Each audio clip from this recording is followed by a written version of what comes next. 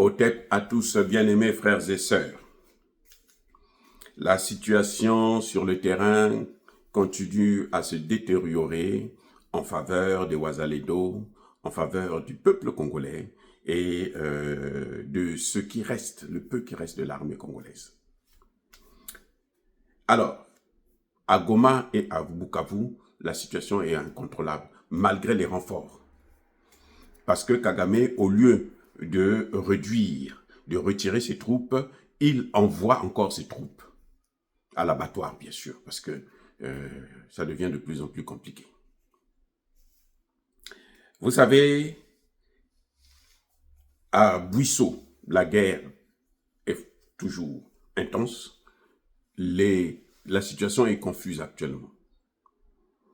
À Buisseau, à Sicheke, dans Calais, à Mbinga, la situation est terrible. Il y a eu de violents affrontements ces derniers jours.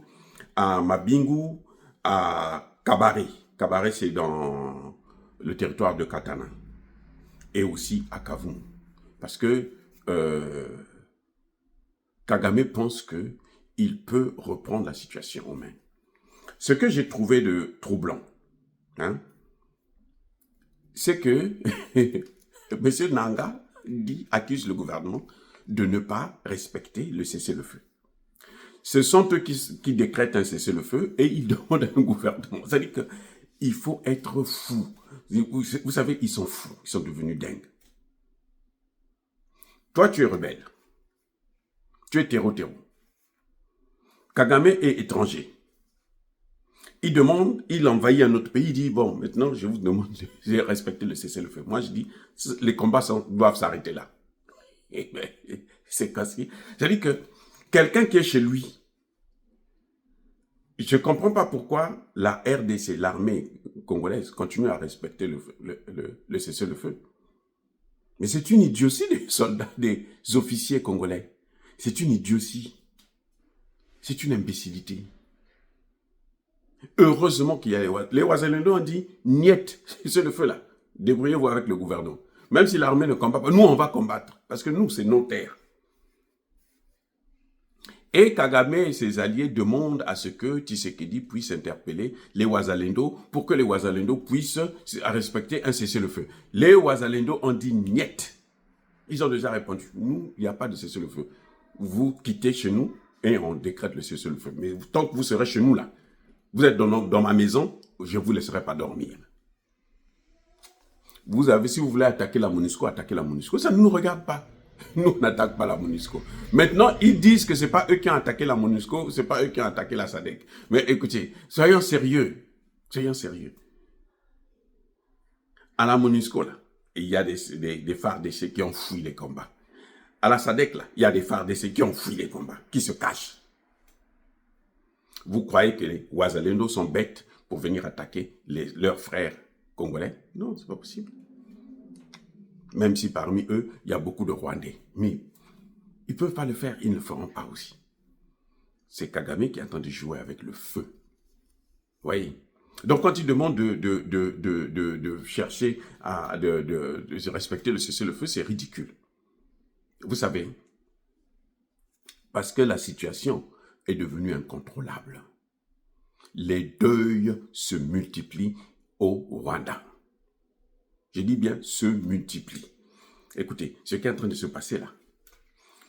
Kagame a des armes. Hein. Il est soutenu par la France. Il est soutenu par tout le monde. Mais, les amis, la situation ne s'arrange pas sur le terrain en faveur de Kagame. Au contraire. Ce qui se passe à Goma, ce qui se passe à Bukavu, c'est ce qu'on a vu des Américains au Vietnam. Les Américains avaient tout au Vietnam. Là. Ils avaient alors, des armes. Ils en ont toujours d'ailleurs. Parce que maintenant, c'est encore un plus. Les Américains sont allés même en Somalie, là. On les a chassés en Somalie. Ils ont fui. Non, on ne les a pas chassés. Non, non. Les Somaliens ne nous ont pas dit non, pardon. Non. Ils ont fui la Somalie. Laissant derrière eux le chaos. Les Américains sont allés... d'ailleurs, en Libye, c'est un échec. Hein. La Libye, ils ont détruit la Libye, oui, ils ont détruit la Libye. Mais c'est un échec de leur politique. Parce que la Libye est pire que ce qu'elle était avant. C'est un échec. En Afghanistan, mais ça c'est récent, on a vu comment les Américains fouillaient. Ils couraient.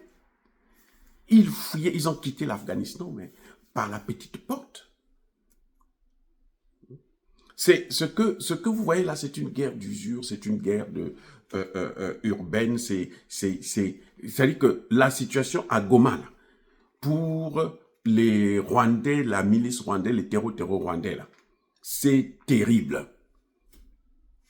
C'est pour cette raison que Kabila, parce que Kabila avant, il voulait venir s'installer à Goma, il a fui Goma. Il est allé s'installer chez lui, à Gizeni. Ça, c'est sur le territoire rwandais. Donc, il commande depuis l'étranger. Il commande Goma depuis l'étranger. Mais pourquoi il n'est pas venu à Goma? Il n'avait qu'à venir. Il a fui. Et pourtant, c'est un général. Hein?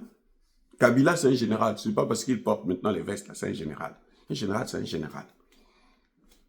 Vous voyez? Donc, je crois que la communauté internationale doit prendre ses responsabilités. Et Tshisekedi aussi doit faire sa part. C'est-à-dire que motiver encore plus les Congolais, leur donner l'autorisation de se mouiller le maillot. Parce qu'ils ne sont pas payés pour rien, ils sont payés pour faire la guerre. Pour protéger un peuple. Et ils doivent protéger ce peuple-là. Parce que ce peuple est meurtri. Je vous dis, à Goma, chaque jour qui passe, les Rwandais massacrent au moins 10 personnes, chaque jour qui passe. Et c'est grave. Soyez bénis, abondamment bénis par le Dieu des Kémites et par nos ancêtres évangélisés, mais que tous ceux qui persécutent le continent africain le pillent et le déstabilisent, qu'ils soient noirs, blancs, chinois, arabes, juifs, indiens ou qui qu'ils soient punis, maudits, foudroyés, neutralisés, écrasés, effacés par le Dieu des Kémites et par nos ancêtres évangélisés. Vive l'Afrique éternelle, j'ai dit et j'assume.